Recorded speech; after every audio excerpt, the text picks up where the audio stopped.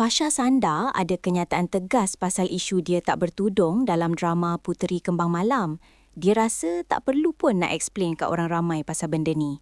Menurut Fasha, dia tak nak komen apa-apa pasal isu tudung ni sebab ini hal peribadi dia dengan keluarga.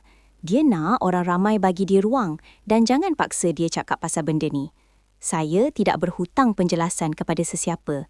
Saya simpan perkara ini untuk diri sendiri dan keluarga, tegasnya. Dia pun kata kalau orang nak nilai pun itu hak diorang. Yang penting, diorang boleh terus sokong karya dia.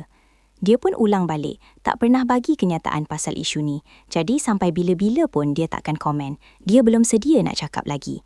Bila ditanya pasal gambar dia kat Instagram yang masih free hair, Fasha rasa netizen patut fokus pada isu yang lagi penting. Macam harga minyak ke diesel yang naik. Dia rasa bincang pasal benda tu lagi bermanfaat daripada duk sibuk hal kecil. Tapi kalau ditanya pasal dah berhijab ke belum, dia tetap akan jawab, tiada komen. Fasha cakap, dia tak nak bagi kenyataan sebab takut nanti bercanggah pula. Dia bagi contoh, ada orang dah bertudung 10, 15, malah 20 tahun pun boleh berubah sebab-sebab tertentu. Sebab tu dia tak selesa nak cakap apa-apa pasal penampilan dia kat media sosial. Nasib baiklah, Fasha cakap dia dapat banyak sokongan positif dari orang ramai.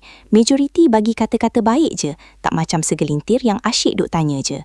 Sebelum ni pun Fasha pernah kena isu yang sama masa drama Doa Yang Terlindung. Tapi kali ni, dia dah nekat tak nak komen dah. Dalam perkembangan lain, Fasha akan muncul dalam drama Puteri Kembang Malam yang akan ditayangkan kat tonton bermula 30 Mei ini. Terima kasih kerana menonton Chua Viral TV.